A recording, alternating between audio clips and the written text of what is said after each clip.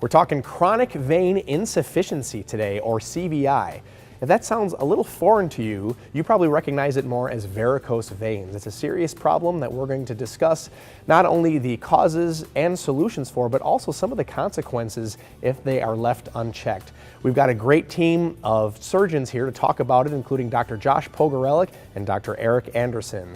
From the Divine Savior Healthcare here in Portage, I'm Justin Riley, and this is Wisconsin Doctors.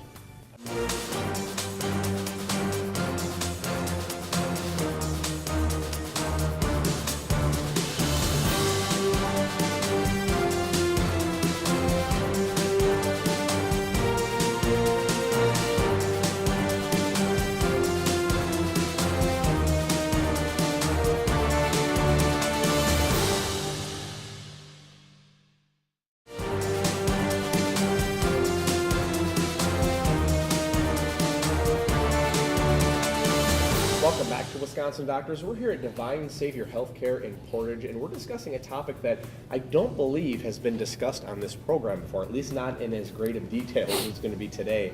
And I've got two great panelists to talk about it today, Dr. Anderson and Dr. Pogorelic. How are you guys? Good. How are you? Doing well. Pretty good. So we're talking about chronic venous insufficiency, also known as varicose veins. So talk to us about that. What exactly is that? Varicose veins is something that plagues a lot of people in this country. Mm-hmm. We estimated somewhere around about 45 million or so people are affected by varicose veins on a daily basis, and Wow. it does cause quite a bit of an impact in their quality of life. Yeah, I can imagine. And you know, of the millions that are affected, and you said how many million that was? About 45 million. 45 million. 45 million people affected. Who is most likely to suffer the most? Well, typically women are twice as likely to get varicose vein disease than men, especially women that have had babies, that are on, otherwise people that are on their feet a lot, at work, standing for long hours during the day. And it does run in families as well. But women are twice as frequently affected than men are. So, Do we know why that is? Why women are more likely to be affected by something like I that? think it's more often than not from pregnancy. Wow, really? Mm-hmm. Wow. So Yeah. that would rule out men then, I suppose. So, what are some symptoms that someone can suffer from, or someone who suffers from varicose veins? What can they expect to experience? You're going to see a lot of people have symptoms that would include swelling of their legs. A lot of times we hear in the office achiness, tiredness, heaviness, fatigue to their legs. A lot of times people are on concrete long hours working hard. They come in and they complain of just a fullness to the lower leg and quite a bit of swelling that can occur. Other people, and even some more advanced disease processes, you'll find will start to have skin discoloration. Sure. They'll even start to have breakdown of their skin as well. They'll start to get ulcers and sometimes bleeding on their lower legs. Sure. A lot of people they'll come in and take their socks off, and Sure. sure enough, there's that ring like right around their ankle or their lower leg there that bothers them quite a bit. You know, you hear people talk about like spider veins. Is that part of varicose veins, or is that something completely different? It's part of it. It's kind of more of a secondary or later process that does occur that can be on the skin. There are other things that can occur to the people that cause these spider veins as well, though. Sure. So there's other symptoms beyond just that, and it may not, the spider veins may not be caused by having varicose veins necessarily, but that could be a symptom. Sure. Okay. Gotcha. Go Justin, ahead. I was just going to say one thing. A lot of people suffer from restless leg at night. Oh, interesting, yeah. And there is a link between varicose vein and restless legs. So by treating the varicose veins, you can essentially get rid of restless legs at night. Wow, treating varicose veins will help get rid of restless legs. So what is, not to divert our attention too much, but how is varicose veins and restless legs, how are those connected? So like you said, we'll get into it a little bit more, but Sure. when you have veins that aren't working in your lower extremity, your legs, Sure. some of the blood is actually pushed out into the tissue and into the muscle and the skin, and that's what causes some of that discoloration, that brawny kind of rusty type skin. But it also can affect the muscles. So then the muscles are going to be more active, especially at night when people are resting, and that'll give them that kind of jumpy leg feeling. Wow, interesting. Very interesting. Well, we're going to talk a little bit more about this when we come back from the break. Don't go away. There's more Wisconsin Doctors coming up right here at Divine Savior Healthcare. Don't go away.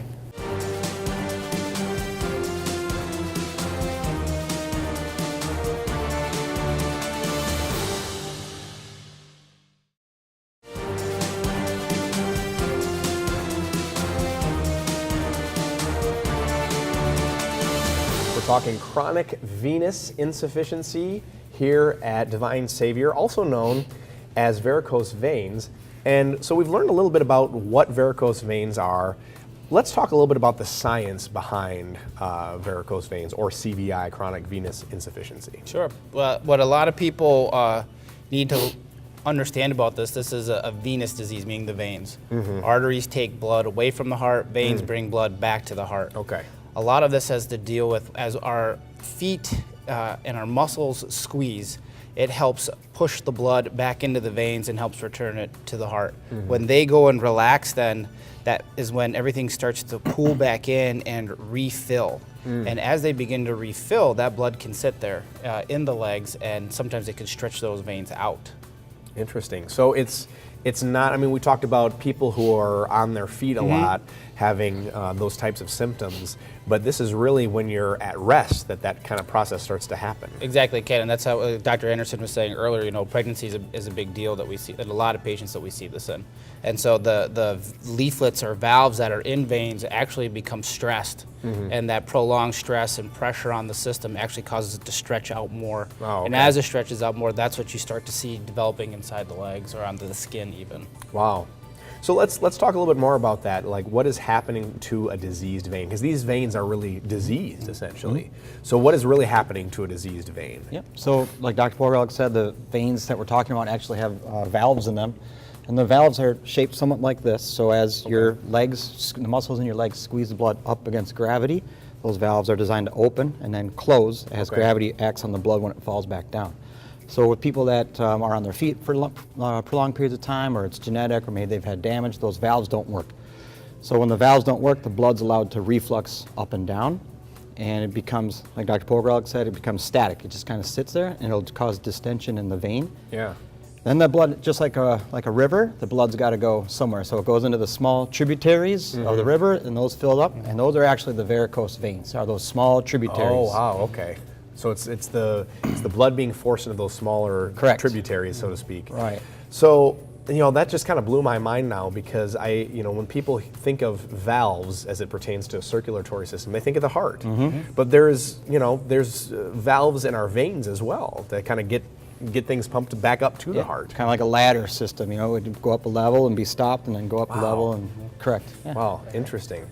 So if a CVI, chronic venous insufficiency or varicose veins, if that goes untreated, what can happen? What are we talking about? Well, this goes back to what we were talking about for the symptoms that people feel. It's a progressive disease. It's something that happens over the length of the course of their life, and typically what we're looking for in the beginning is just swelling. They'll have this lower extremity swelling that occurs, and it's just progressive. A lot of times then that this will start to lead to skin changes. The skin changing is what, like Dr. Anderson was saying, is that when it leaves and goes in those smaller tributaries, those are actually closer to the skin. Okay. And so we see those disease processes to the skin. It'll get a brown discoloration to the skin. It'll even start to get either some kind of freckling onto the skin that can occur as well. What we ultimately then ends up leading to is more pain-like type symptoms, and then even skin breakdown. And these ulcers can become very problematic. They can thin out the skin very easily, and then they can bleed. And when these bleed, they do bleed a lot, and it's very worrisome to people to see this. I suppose. So very painful potential consequences for not getting that taken care of. So, all right, we're going to talk a little bit more when we come back from the break here. We're at Divine Savior. We're talking about varicose veins. Stick around.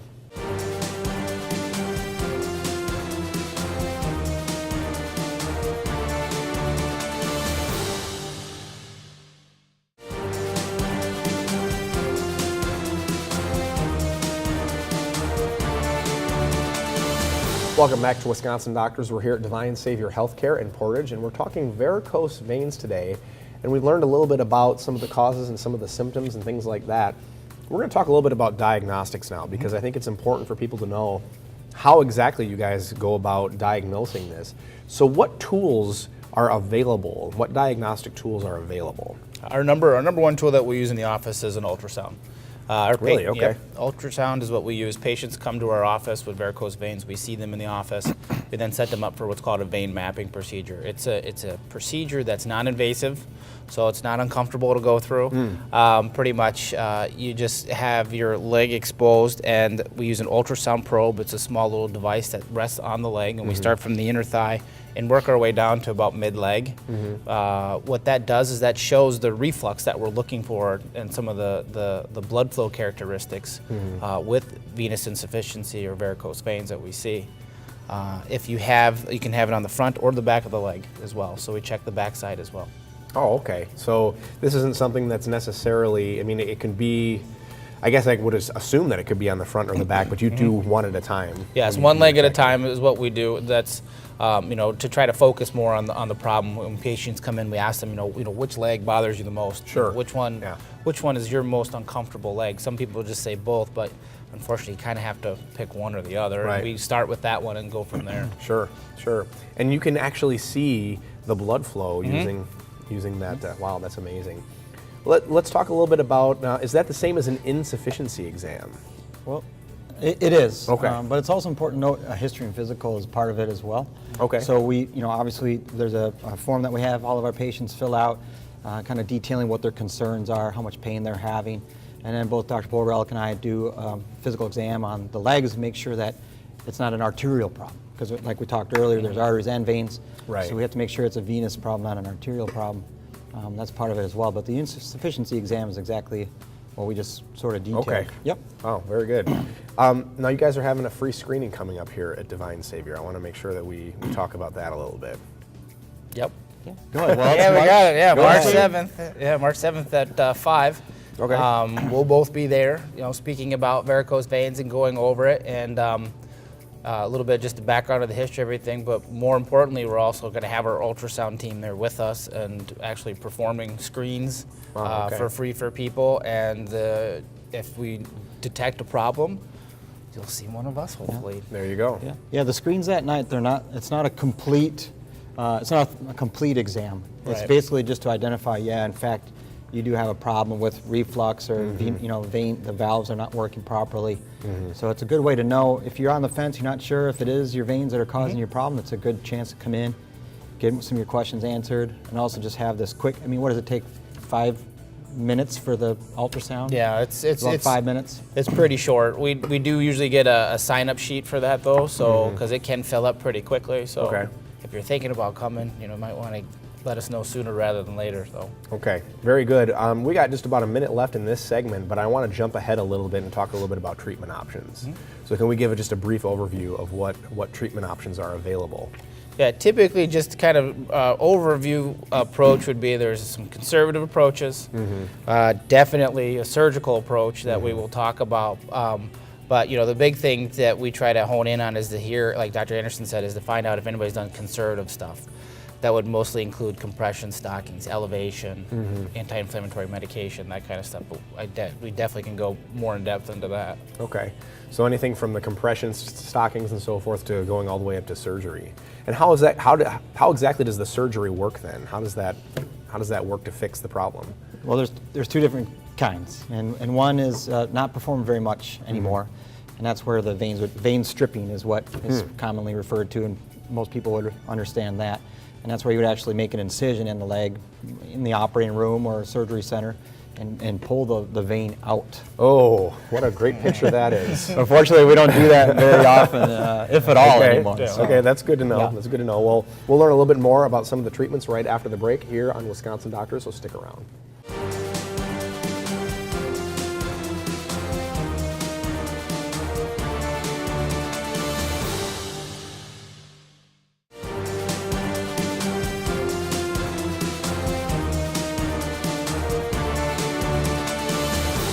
We're back here at Divine Savior Healthcare with Wisconsin Doctors, and we've been talking about chronic venous insufficiency, otherwise known as varicose veins. And we talked a little bit about treatments when we left off right before the commercial break, but I wanted to kind of take a step back here and talk a little bit about what if somebody suspects they might have this, what is the next step? What should they really be doing? No, that's a good question. What we really advocate is conservative approach first. That usually will start off with either some type of compression stockings. We can provide you with that prescription. Your primary care doctor can provide that for you as well, or you can go to the drugstore and purchase these over the counter. A lot of the times too, that would be elevating your legs, resting a little bit and seeing how that goes. If that's not working for you, please come see us. You do not need to have a referral from your primary care doctor to see us. You would make an appointment at our clinic or through the Divine Savior. Typically, Dr. Anderson and I will see you. We will do a physical exam in the office, and then we will also set up your vein mapping procedure. The vein mapping procedure will be done at a different time because there are some insurance issues that we have to work around to try to make sure everything is paid for everybody, because this is something that most insurance carriers will cover for you. Okay. But there's some contingencies at the beginning, like have you tried the more conservative remedies first before going in and getting something more done? Yeah, correct, yeah. Okay. Well, let's kind of jump back in a little bit to treatment options. We didn't get to venous ablation. Talk to us a little bit about what venous ablation is. Sure. So that's the most common way that we treat varicose veins in this day and age. There's two different ways of doing it most commonly. One is with a laser, and the other was with radio frequency waves, which is what Dr. Florelk and I use. The success rate is very high. It's about 99% success rate. And what we mean by that is that main vein that's diseased is actually closed down. Oh, really? Correct. So I can just talk briefly about the procedure because I'm sure people want to know how this works. Yeah, absolutely. So once we get the mapping done, we send a letter off to your insurance company, and that can take upwards of 2 months sometimes. It just depends on the insurance company. We get approval, and then we have the patients come in. It's an outpatient procedure. It's done right in our office. We do the ultrasound first and just remap the vein, and then we make sure everything's clean and sterile. And then we actually have to get access into the vein. We numb the skin up first, try to keep everyone as comfortable as possible. Right. And then we put the catheter into the vein itself. We have to surround it with some fluid, which does require a couple of needle pokes along the way. And then once the vein's surrounded by fluid, it protects the rest of the tissue in the leg from the heat. Then we actually just start the ablation process. And so on the end of the catheter, there's on the tip is where the radio frequency waves come out, and that's what creates heat and causes the vein to actually scar closed like that. Wow. So it takes about an hour, maybe an hour, and then the actual treatment would probably be somewhere in about a minute and a half or 2 minutes to actually do the treating of the vein. Yeah. But just kind of the prep work and getting into it takes a while. Well, we check everybody to make sure too that they don't have a blood clot in their leg, or if there isn't some type of abnormal anatomy that would preclude them from getting this procedure done and sets them up properly for it. So we're really aiming for their success out of this. So if there's something that we find on these mappings that we do that isn't going to benefit the patient to do these procedures on, we're not going to try to push that through or anything like that. We'll let them know that you may have a blood clot here actually, and you may have a more serious problem, so you should probably go see your primary care doctor first before we can do anything. So we always check that for everybody before we do the procedure as well. That's just astounding to me, because you can actually, I mean, by shutting down this problem vein, basically you're giving a signal to your body or to the patient's body that, okay, the blood has to find another way. Wow, it's incredible. What about post-care? After having a venous ablation, what sorts of things do people do? Is there a recovery period or anything like that? Yeah, it's pretty minimal recovery period. Mostly we like to try to see everybody in the office about a week afterwards for a repeat ultrasound to occur. That's going to check to make sure that the vein has been closed properly, to make sure there is not a blood clot, to make sure there isn't any kind of problems there.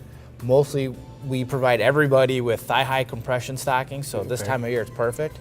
But you have to wear them for about a week straight. And what that helps do is it helps solidify our treatment. It helps to ensure that it'll be better for the patient overall. This also helps divert the flow to the areas where blood will flow more easily. Yeah. That process, though, we ask them, they can shower, they can walk and go up and down stairs. We just don't want them to push, pull, or lift anything heavy. Right, absolutely. So if you're training for a marathon or some kind of bike race, that's not the time to do it. So about 2 weeks you need to. You can walk and do the things you typically do throughout a day, just nothing excessive in the way of exercise for about 2 weeks.